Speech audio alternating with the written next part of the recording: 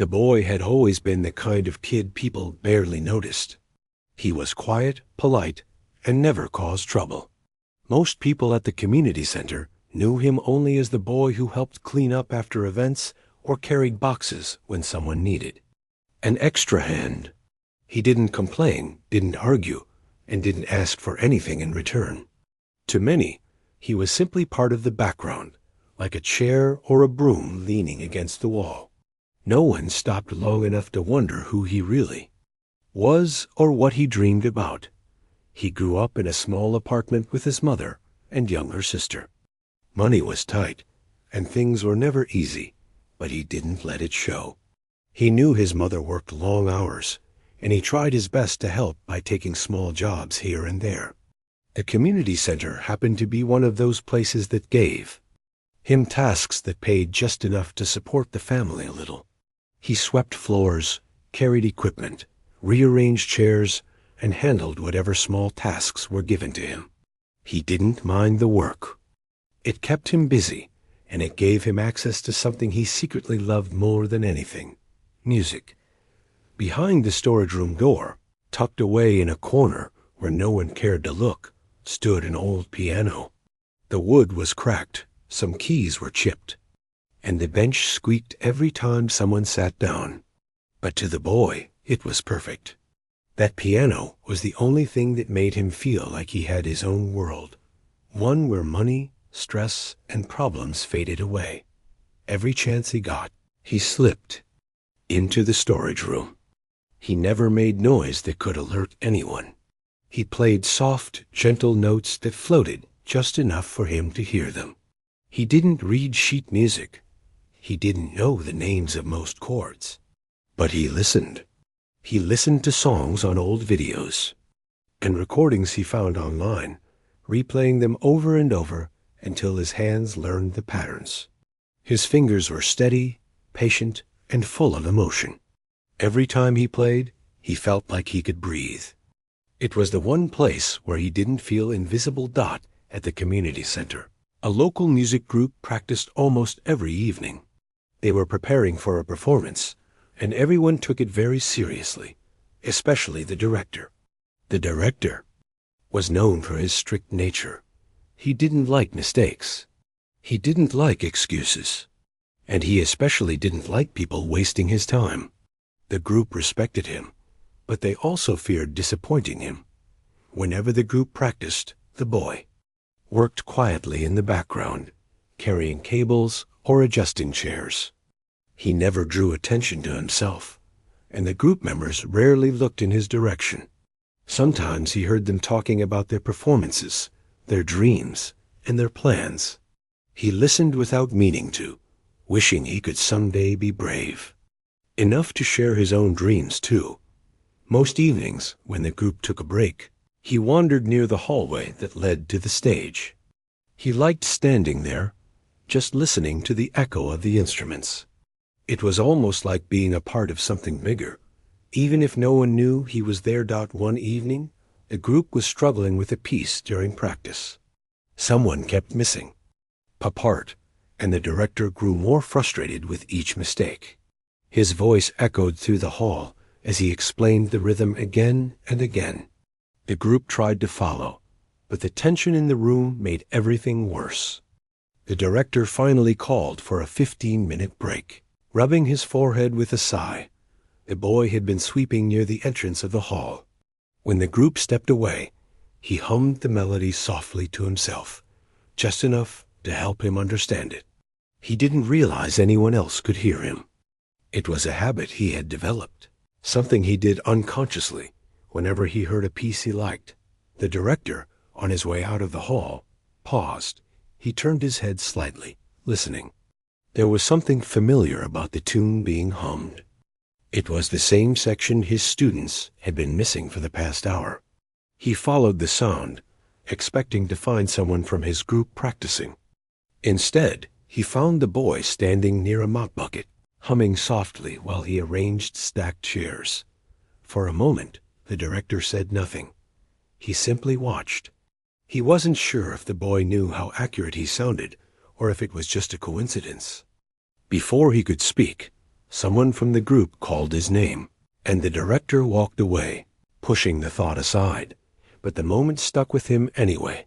The boy didn't notice anything unusual. He continued with his tasks, then slipped into the storage room once things calmed down. He sat at the old piano, took a deep breath, and let his fingers find their way across the keys. He played the same melody he had been humming earlier, letting the notes rise and fall naturally. He didn't know that the director was passing by the hallway when he heard the faint sound of music coming from behind the storage room door.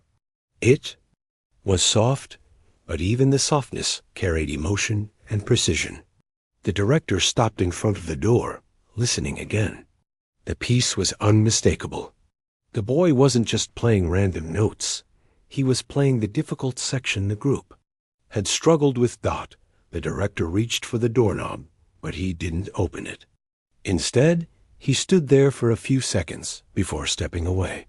He wasn't sure if he should interrupt. He didn't want to embarrass the boy, and he didn't want to admit he might have overlooked something important.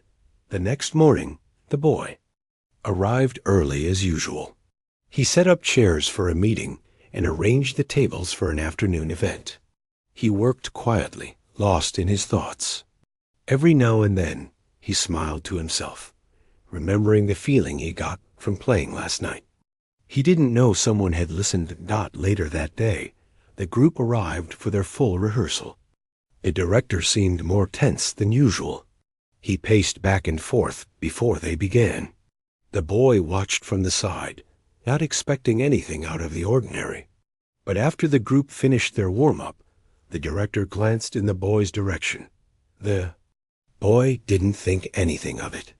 He continued stacking music stands in the corner, minding his own business. But the director's eyes stayed on him for a moment, longer than normal. Something had shifted inside the director, though he didn't show it. When the practice ended, most people left quickly. The boy remained behind to clean the stage and pick up stray papers. The director was packing his things when he finally walked up to him.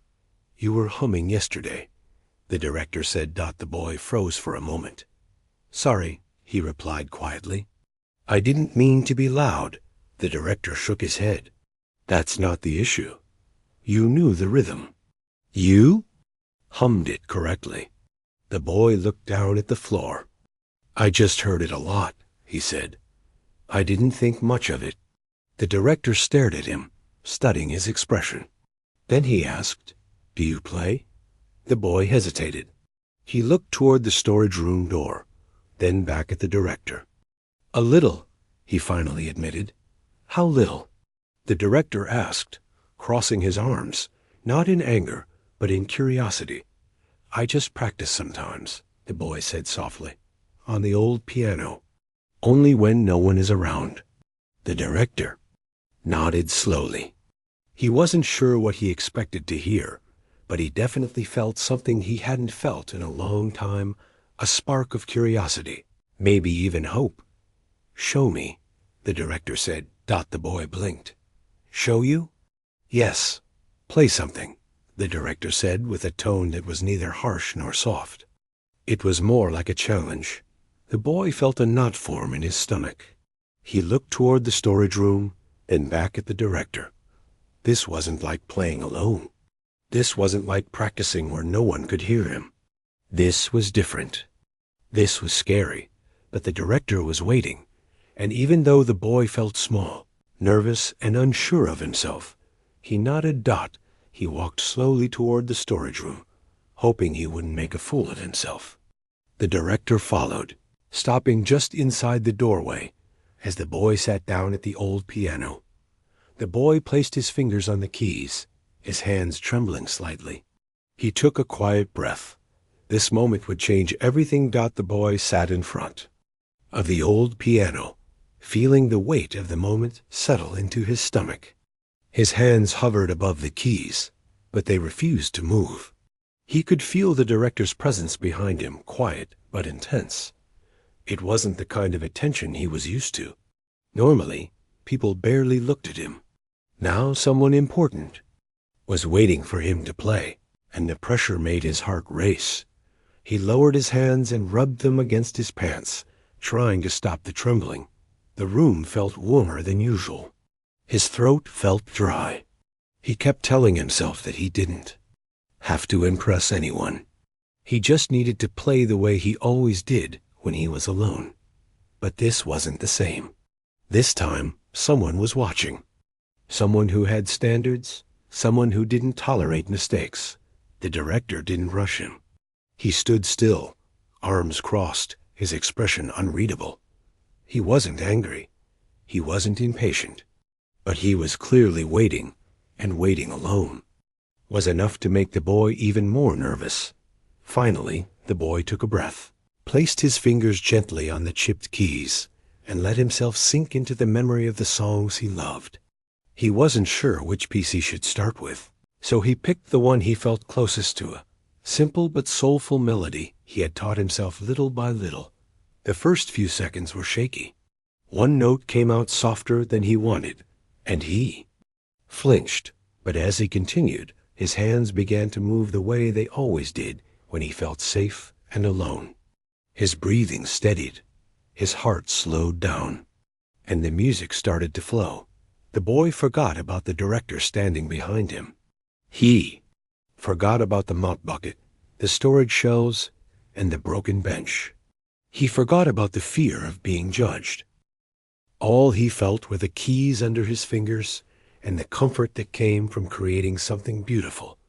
The melody filled the room, gentle at first, then growing more confident as his hands found their rhythm. He added details he had discovered, on his own small touches that made the piece feel like his own version. He didn't know if they were technically correct. He didn't know the proper names of what he was doing, but he knew how it felt, and he played from that feeling. Behind him, the director's face slowly changed. His eyebrows lifted slightly, his lips parted just enough to show surprise, and his posture straightened. He wasn't expecting this. He wasn't expecting the boy to play with such emotion, such clarity, such natural understanding.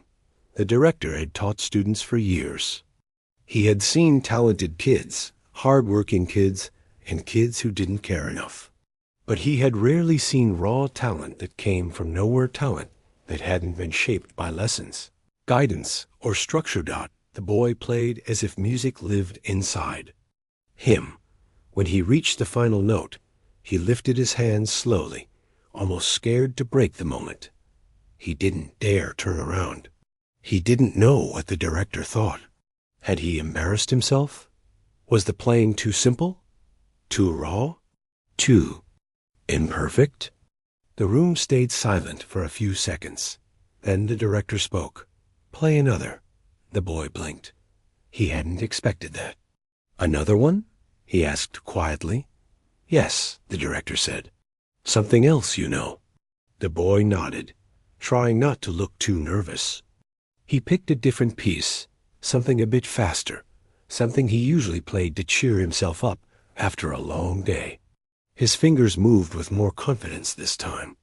He wasn't shaking as much. The notes fell into place naturally, and his body relaxed into the music. The director moved closer, but the boy didn't stop. He stayed focused on the keys, letting the familiar patterns guide him. When he finished the second piece, he finally looked up. The director was standing beside him now, studying him with eyes that showed more curiosity than judgment. "How long have you been doing this?" the director asked. The boy shrugged a little. "I don't know. A few years, maybe. With no lessons?" He shook his head. "Just videos and listening." The director nodded slowly. "Stand up for a moment." A boy rose from the bench, unsure what to expect. The director sat down and played the same melody the boy had just finished. He played it with practiced technique, crisp timing, and clean hand movements. But there was something different in the sound, something the boy couldn't explain. The director's version felt perfect, polished, and proper, but the boy's version had felt alive. When the director finished, he looked up. "Do you hear the difference?" he asked. The boy hesitated. He didn't want to offend him. Yours sounds cleaner, he said carefully. And yours sounds real, the director replied. Untrained, but real. The boy wasn't sure if that was a compliment or a warning. The director stood up again and took a few steps back, thinking deeply. He didn't usually take risks. He didn't usually let things surprise him. But this boy, this quiet, invisible kid had just shown him something rare. Play the section my students struggled with yesterday, the director said. The boy froze. From the song you were practicing?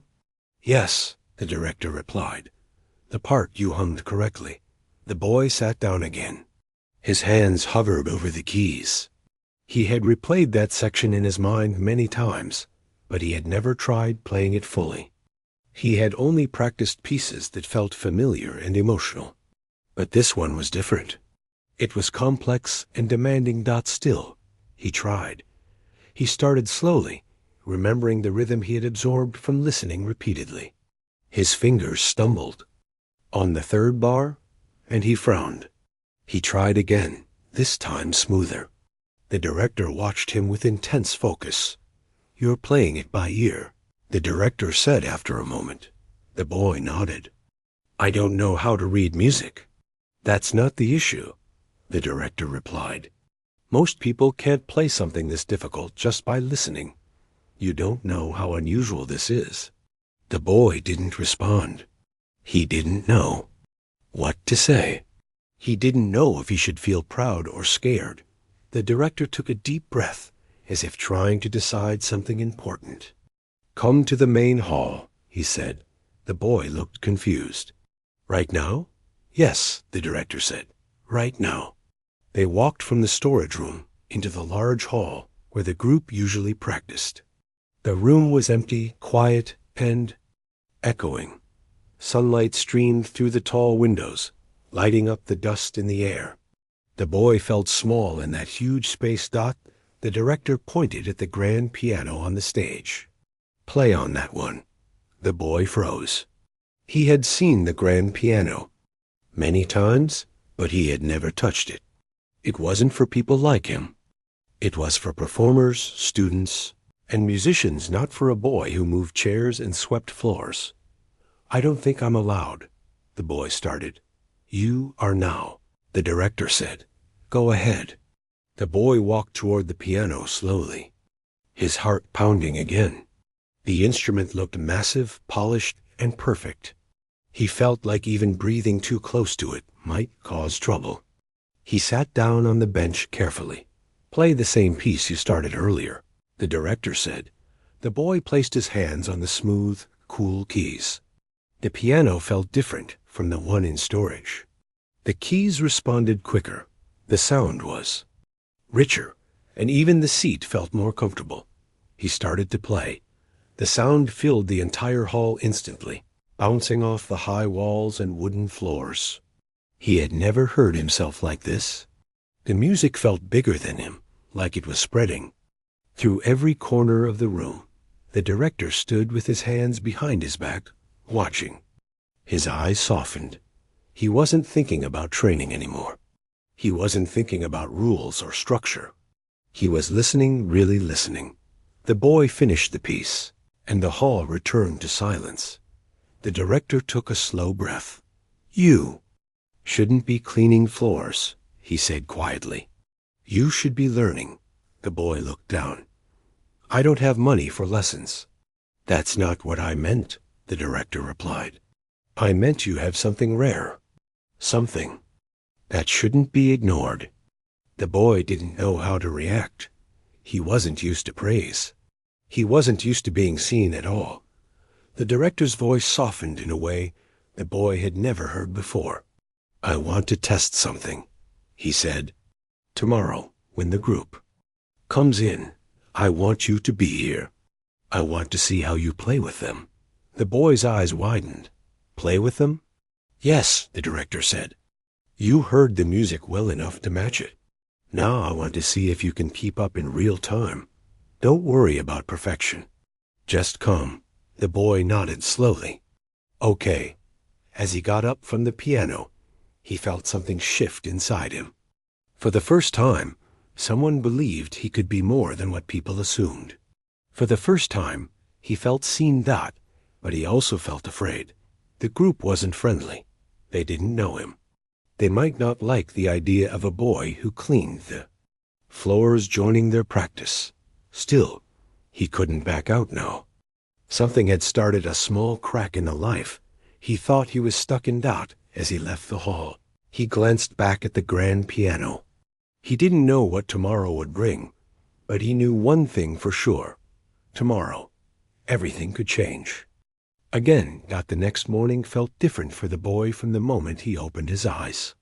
He woke earlier than usual, long before the sun had fully risen, and for a while he simply lay there, staring at the ceiling. His heart beat faster than normal, and his thoughts kept circling the same thing. The director wanted him to play with the group, not watch them, not clean up behind them, not listen from the hallway. He wanted the boy to sit at the piano in front of everyone. It felt unreal. It felt frightening. It felt exciting.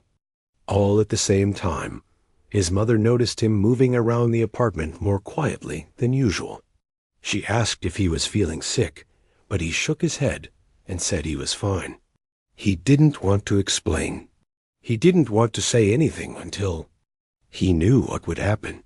Besides, he didn't want to get her hopes up or make her worry. She had enough on her mind. He left home earlier than he needed to. The streets were still empty, the morning air cool. He walked slowly, trying to calm himself. He kept telling his feet not to rush, even though his heart was pulling him forward. By the time he reached the community center, the building was quiet.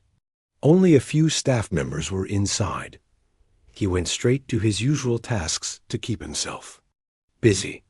He arranged chairs, swept the hallway, checked the storage room, and made sure the tables in the lobby were aligned.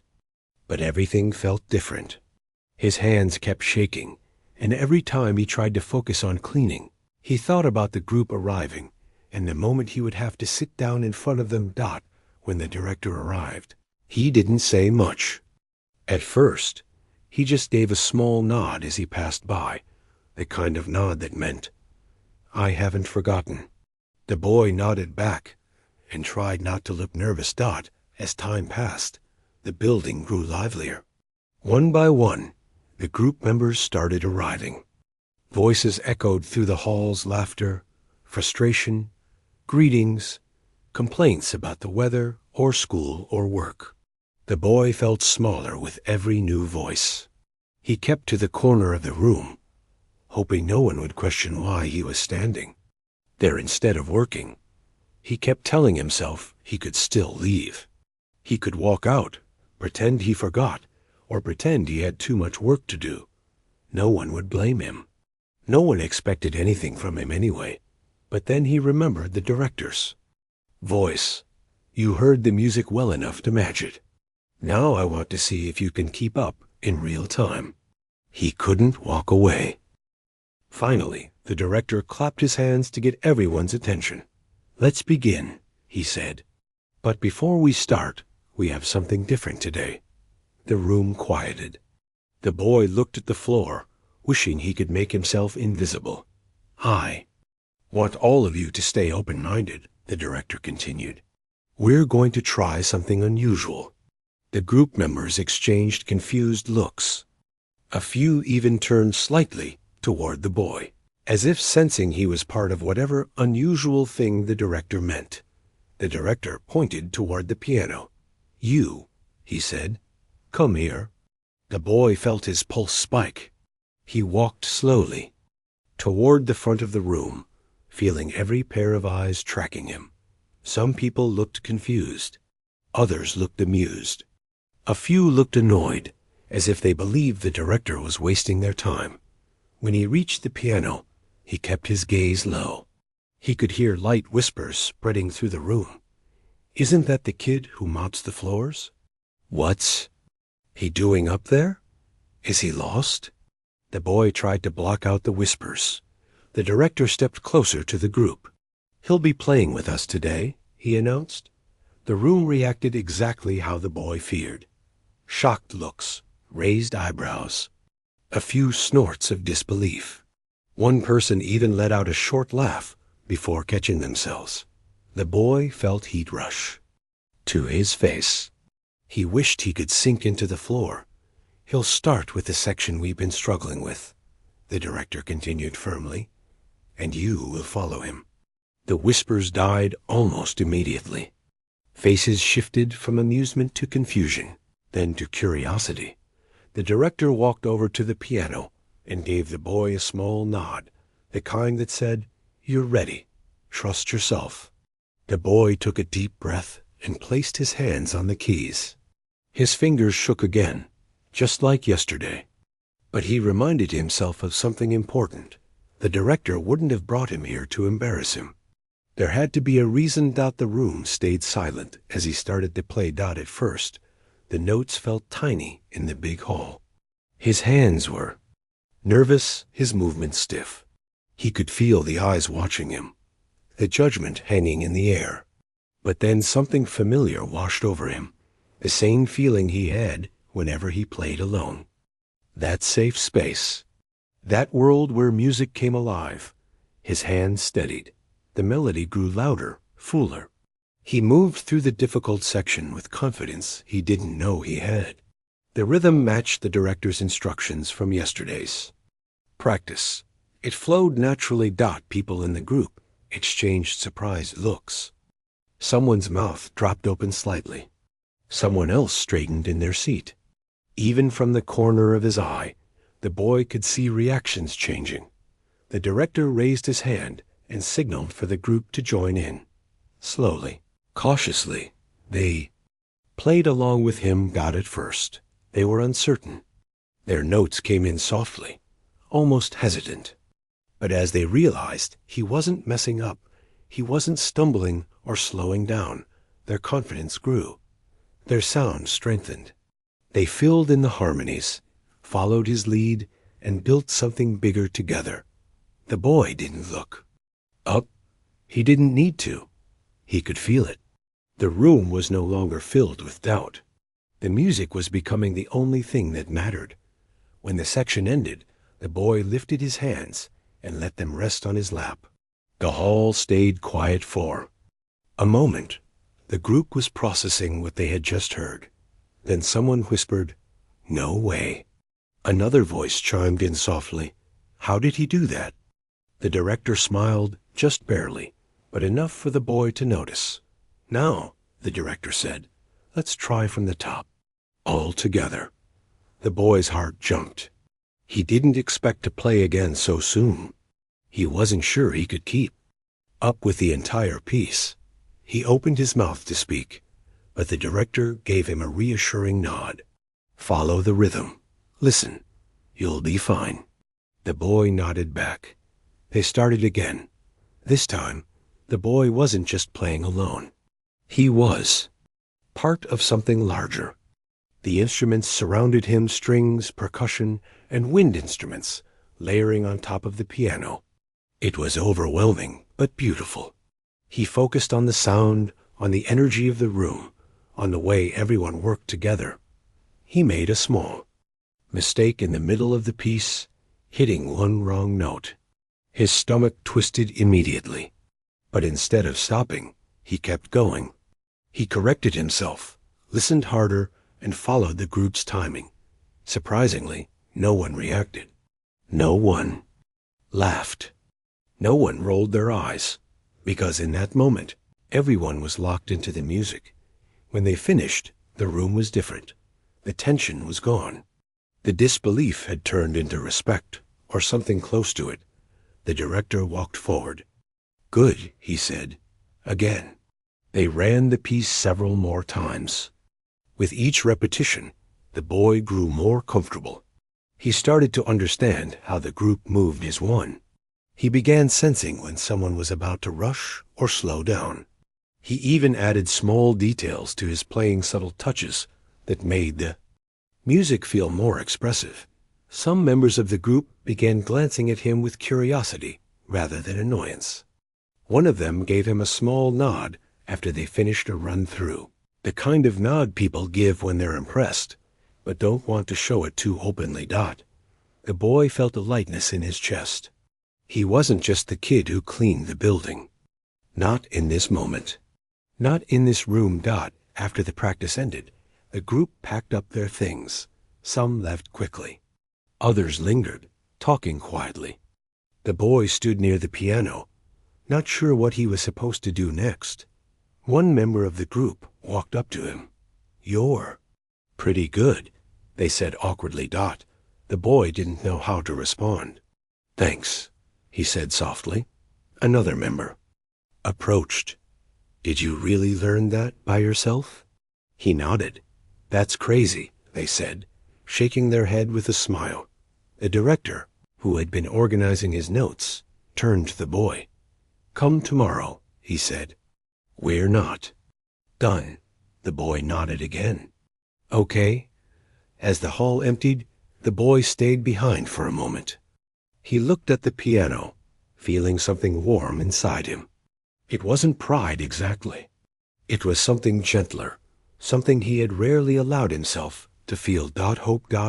He walked out of the hall with a quiet smile, his steps lighter than they had been in years. Tomorrow didn't scare him as much anymore. Tomorrow felt like a possibility. Something new had begun, something he never expected. And for the first time in his life, he felt like he belonged somewhere. The sun had barely risen when the boy woke up the next morning, but he didn't feel tired. The excitement in his chest pushed him out of bed long before his alarm rang. He had barely slept, yet he felt full of energy, as if something inside him knew that this day would be important. Maybe it was because of the conversation he had with the director the day before. Maybe it was the way the director had finally looked at him, not with doubt, but with real interest. Or maybe it was simply because he felt, for the first time in a long time, that someone was willing to give him a chance. He stepped quietly through his small house, careful not to wake anyone. The kitchen light flickered on when he turned the switch, and he stood there a moment, taking in the stillness. The early morning silence felt like a friend. He made a cup of tea, warming his hands around it while looking out the window. The world outside was soft and calm. It was the kind of morning when even the clouds moved slowly. He kept thinking about the auditorium, the director's expression, and the way the piano had felt under his fingers. He remembered the moment when everything had gone quiet, when the room seemed to breathe with him. He remembered how the director's usual sharp tone had softened, how the other students had looked at him differently. He had gone home replaying those moments again and again. He wanted more of that feeling, not the attention, not even the surprise on people's faces. What he wanted was the music, the way it carried him, the way it made him feel like he was not just a kid trying to fit into a world that rarely understood him.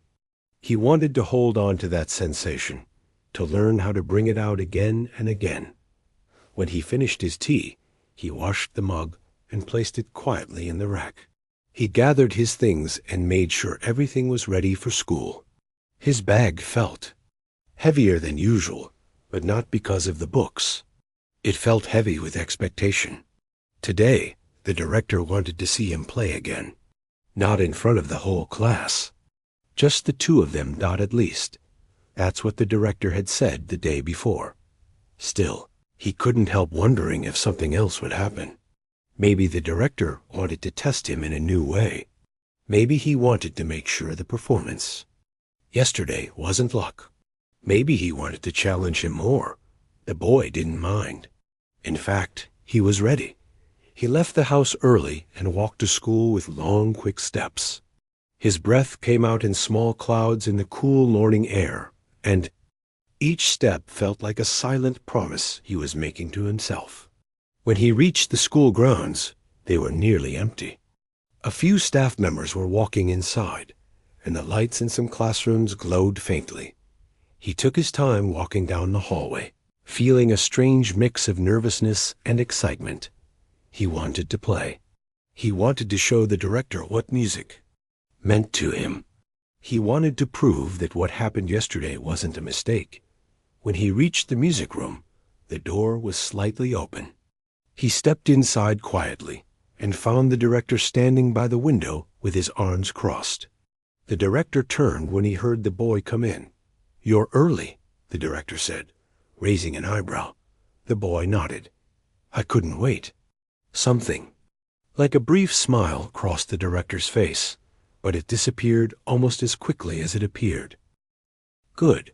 That means you care," the director said. "Sit. We're not going to waste time today." The boy walked to the piano and sat down. His fingers hovered above the keys, but he didn't start playing yet. He waited for the director's signal. The director stepped closer. "Before you play, I want to ask you something," he said. The boy looked up. "Yesterday, what was that? I mean, what were you thinking when you played?" The boy took a moment to answer.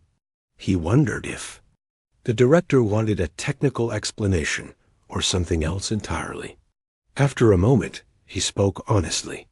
"I wasn't thinking," he said softly. "I was just feeling." The director studied him for a long moment. "Feeling what?" The boy shrugged slightly. "Everything and nothing at the same time." The director let out a slow breath. "Interesting. Not many people can do that. Most get lost in their thoughts." The boy looked back at the piano. "Music helps me forget everything else." The director nodded. "Good. Then let's see if you can do it again." He stepped back and crossed his arms. "Play something. Not the same piece as yesterday. Something else. Anything, you know." The boy's hands lowered onto the keys. He closed his eyes for a moment, searching for a melody inside him. Not one he had memorized. Not one he had practiced. Something he felt. And then he began. The notes came softly at first, gentle and slow. The room felt warm around him, as if the sound itself wrapped the space in a soft blanket. The director didn't move. He didn't even breathe loudly. He simply listened. The boy continued, letting the melody grow naturally. It rose and fell like a calm wave, each note carrying a small piece of a story that didn't need words. He didn't rush. He didn't force anything. He let the music guide him. By the time he finished, the room was completely silent. The director finally blinked. "Stand up," he said. The boy stood slowly, unsure of what the director was thinking. The director walked closer to him and stopped, just a few steps away. "You have something rare," he said quietly. "Very rare." The boy shifted nervously. "Is that good?" "It's more than good. It's powerful. Stronger than technique. Stronger than training. But it also means you need to learn control." The boy nodded, unsure what else to say. The director continued, "I'm not going to be easy on you. I want you to know that now. What you did yesterday and today, those moments aren't accidents. There's something you can build if you're willing to work." "I am," the boy answered immediately. The director gave a single nod. "Good. Then starting today, you're going to stay after school. Every day until I say otherwise." The boy's eyes widened. "Every day?" "Yes. If you want to learn, you commit. No excuses." The boy thought of the long walk home, the chores waiting for him, the responsibilities he had at home. But he also thought of the piano, the feeling of playing, the joy it brought him. "I can stay," he said. The director looked at him carefully, as if trying to determine whether the boy truly meant it. After a moment, he seemed satisfied. "Good. Then let's begin." For the rest of the morning, the director guided him through exercises. Not the usual drills the other students practiced. These were deeper, more challenging. Some were frustrating. Some felt impossible. But the director pushed him, not harshly, but with a firm belief that he could do better. When lunch break came, The boy's hands were tired, but he didn't complain. He felt proud. He felt stronger. He felt like he was finally starting something real. The director stopped him before he left the room.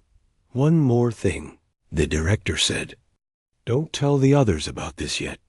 I want to see how you develop before I explain anything to them." The boy nodded. He understood. Sometimes it was easier to work without everyone's eyes on him. As he walked out of the room, he felt a warmth spreading through his chest. Not the warmth of pride, not exactly. It was something calmer, something steadier. It was confidence. He felt like, for the first time, someone had seen him. Truly seen him. The rest of the day went by slowly. He kept checking the clock, waiting for the final bell. When it finally rang, he hurried back to the music room. The director was already there, waiting. "Ready?" the director asked. The boy nodded. "Yes." "Good. Then today, we push harder." The boy smiled. He was ready for whatever came next, and deep inside, he knew this was only the beginning. The boy stayed after school every day, just like the director told him to. At first, it felt exciting, almost like he was entering a secret world hidden behind the usual noise of the classrooms and hallways. When the final bell rang and other students rushed outside with backpacks bouncing on their shoulders, he walked the opposite way, toward the quiet music room where the director waited. Most days, the director didn't waste time with small talk. He would simply nod, point to the piano and say, "Begin." And the boy would. The afternoons always started with practice drills. The director called them foundation work. They were simple but hard, slow finger movements, scales played. At different speeds, hand stretches, exercises that made his muscles ache in ways he didn't think were possible. He wasn't used to pushing himself physically, not like this. And music, he realized, was not only about emotion or talent. It was also about discipline. The director kept a close eye on him. Sometimes he would pace the room while listening. Other times he stood right behind the boy, watching every finger move. He rarely gave praise. Instead, he corrected, shaped, and pushed. Again. Faster. Slower. Don't rush. Feel the timing. Not like that. Listen to the sound. Some afternoons, it felt like too much. The boy's back would hurt. His hands would cramp, and he would wonder if he was doing anything right. But the director never once told him to stop, and the boy never asked for a break. He didn't want to disappoint him. One evening, after nearly 2 weeks of training, the director finally stepped back and crossed his arms. "That's enough. Foundation for now," he said. The boy looked up, sweating slightly, even though the room wasn't warm. "We're done?" he asked. "For today," the director replied. "But starting tomorrow, we move to something bigger." The boy blinked. "Bigger?" "Yes," the director said simply. "You've worked for it." He didn't explain further, but the boy left that day with a strange flutter in his chest. Bigger could mean many things. Maybe a new piece. Maybe something much harder. Maybe something important. He didn't know what to expect. The next day, when he entered the music room, he found the director sitting by the piano with a stack of sheet music resting on the bench. The boy froze. The sheets were old, their edges slightly worn, and the titles on them looked like they belonged to pieces far beyond anything he had played. The director lifted the top page and held it up. "This," he said, "is what we're working on." The boy looked at the title, his eyes widening. "You want me to learn that?" he whispered. "Yes," the director said. "And before you panic, listen carefully." He set the sheet down gently. "I don't expect you to master this quickly. This isn't about finishing it. It's about growing into it. It's about learning who you are as a musician." The boy stared at the notes on the page. They looked like tiny mountains, sharp, steep, endless. "I don't know if I can," he said quietly. The director gave him a firm but calm look. "If you couldn't, I wouldn't give it to you." Something about those words settled the worry. In the boy's chest, he took a deep breath and sat at the piano. The director placed the sheet music in front of him. "Don't try to play it perfectly," he said. "Start slow. Feel it." The boy attempted the first few lines. It was rough. His fingers stumbled. The notes felt unfamiliar, uncomfortable. The timing slipped more than once, but the director didn't tell him to stop. He let the boy struggle. He let him find his own way. After nearly an hour, the boy slumped back, letting out a long breath. "It's too hard," he muttered. The director walked up behind him. "It's supposed to be hard," he said. "If it wasn't hard, it wouldn't change you." The boy nodded, though doubt still clung to him. The director tapped the sheet music lightly. "Tomorrow, you'll do better." The boy looked at him. "How do you know?" The director smiled slightly. "Because you always do." The boy didn't say anything, but those words carried him through the rest of the day. The following week was full of struggle. Every afternoon felt like a battle between his fingers and the keys. Some days he made progress. Other days he felt like he was slipping backward, but the director stayed patient. He corrected mistakes, guided slowly, and pushed just enough not to break the boy, but to stretch him. One day, after a particularly tough session, the director paused and asked something unexpected. "Why do you want to do this?" The boy looked up, surprised. "Do what? Play like this? Work this hard? Stay after school every day?" The boy thought for a moment. He could have said he liked music. He could have said he wanted to prove something. He could have said he wanted to be good, but none of those things felt true enough. Finally he spoke. "I just feel safe when I play," he said softly. The director's face softened unexpectedly. "Safe," he repeated. The boy nodded. "Everything else gets so loud sometimes, but when I'm here, it feels calm, like I can breathe." The director didn't respond at first. He simply stood there, thinking. Then he said, "Music can do that. It holds what we can't explain." The boy met his eyes. "Does it do that for you too?" For the first time, the director looked almost caught off guard. After a moment, he answered, "It used to." The boy waited, hoping the director would say more, but he didn't. Instead, he nodded toward the piano. "Again," he said softly. The boy continued. As the days turned into weeks, the new piece slowly began to feel less impossible. He wasn't perfect, not even close, but certain parts started flowing naturally. His hands moved more confidently. His timing grew steadier. He began to understand the structure of the music, the emotion behind it. One afternoon, the director stopped him mid-practice. "Start that section again," he said. "But this time, don't focus on the notes. Focus on the feeling." The boy tried again. Still not right. Again. The director said. The boy tried. And tried. And tried. His frustration grew. Finally, he slammed his hands gently on his knees and let out a breath. "I don't get it," he said. The director crouched beside him. "You're thinking too hard," he said. "You're trying to control the music instead of letting it guide you." The boy looked at him, confused. "But you said I need control." "Yes," the director replied. "Control of your movement. Control of your understanding. But not control of the emotion. That's different. Emotion needs to flow." The boy took a slow breath. "Okay," he whispered. He placed his hands on the keys again, closed his eyes, and played. This time, something shifted. The notes were smoother. Not perfect, but real. Honest. The director didn't interrupt. He let the boy finish. When the final note faded, the room stayed still. The director spoke quietly. "There," he said. That's what I'm looking for. The boy felt warmth settle in his chest. Not pride, not understanding. From that day onward, the practice sessions became different. Hard, still but different. The boy found pieces of himself in the music.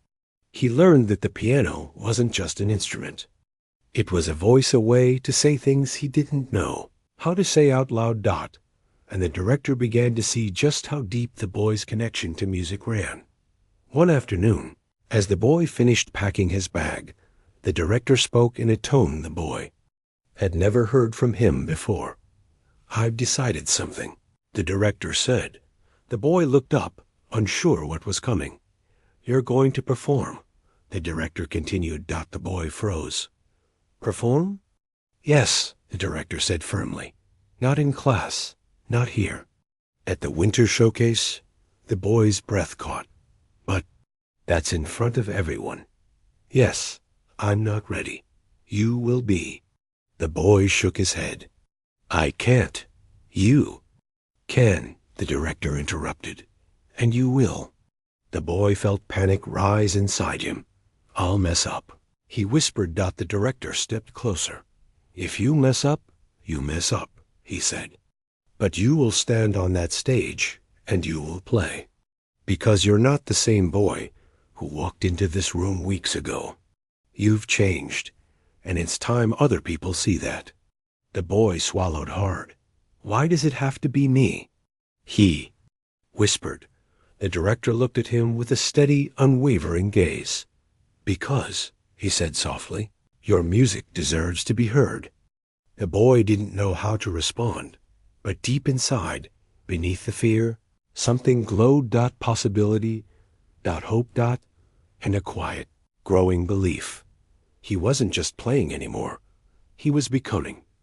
The weeks leading up to the winter showcase passed faster than the boy expected. Each afternoon after school, he met the director in the music room.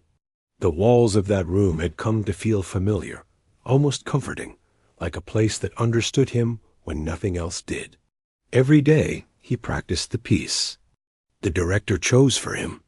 At first, the notes felt like strangers, difficult, distant, impossible. But slowly, they became something he could shape, something that belonged to him. Still, the closer they got to the showcase, the heavier the pressure felt. Some nights, he would lie awake staring at the ceiling, his hands resting on his stomach, feeling the tiredness in his fingers. He would think of the stage, the lights, the faces of people watching him, the silence before the first note, and the fear of making a mistake would crawl inside his chest. But every time he showed up for practice, the director pushed him forward. Not gently, not softly. He pushed because he believed in him, and that belief became something the boy held on to. One afternoon, about a week before the showcase, the boy sat at the piano, struggling through a difficult section. His hands were shaky from practicing too long. His timing kept slipping, and no matter how many times he repeated the line, it never sounded right. Finally, he let out a frustrated breath and leaned back. "I can't do it," he said quietly. Director looked at him from across the room. "You can." "It keeps going wrong," the boy said. "Every time." "Then it will go wrong until it goes right," the director replied. The boy shook his head. "But what if it goes wrong on stage?" The director stood up slowly and walked toward him. "Then you keep playing," he said. The boy didn't speak. The director placed a hand on the back of the bench, not touching the boy, but close enough for him to feel his presence. "Listen," the director said quietly. "Perfection is not the goal. Expression is. The audience won't remember if one note slipped. They will remember how you made them feel. And you," he paused, "you do that better than most." The boy lowered his eyes. A quiet warmth formed in his chest. He didn't know if he deserved the director's trust, but he wanted to. "I'll try again," he said softly. The director nodded. "Good, that's all I ask." The boy placed his hands on the keys again. He tried the passage. It wasn't perfect, but it was better. and the director smiled in a way the boy rarely saw. "See?" he said. "You're getting there." The days continued like that, hard, challenging, but filled with small steps forward. The final rehearsal before the showcase felt intense. The director asked him to play the entire piece, from start to finish, without stopping. The room was quiet. Even the air felt heavy. "Whenever you're ready," the director said. The boy nodded and began. The first notes were shaky. His hands felt cold, and he struggled to relax. But once he reached the middle section, the part he connected to the most, something changed. His shoulders softened. His breathing steadied. His fingers moved more freely. The music began to flow. When he reached the last note, the room stayed still. The director exhaled slowly. "That," he said, "is how you play." The boy looked at him nervously. "Was it good?" The director didn't hesitate. "It was honest," he said. "That's better than good."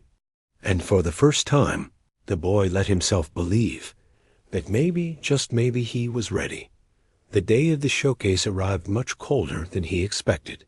The sky hung low and gray, and a thin frost covered the ground. The school auditorium buzzed with noise as students and families rushed inside. The boy stood backstage, holding his hands tightly together. They were cold, and he kept trying to warm them. He could hear the audience talking. He could hear the rustling of programs. He could hear the soft clatter of chairs, and every sound made his chest feel tighter. The director found him standing alone and walked up quietly. "Nervous?" he asked. The boy nodded. "A little." "Good," the director said. "It means you care." The boy let out a shaky breath. "What if I mess up?" The director smiled slightly. "Then you keep going. Music doesn't stop for mistakes." The boy looked at him, searching his expression. "Do you think I can do this?" he asked. The director didn't answer right away. He stepped closer, placed both hands lightly on the boy's shoulders, and looked him directly in the eyes.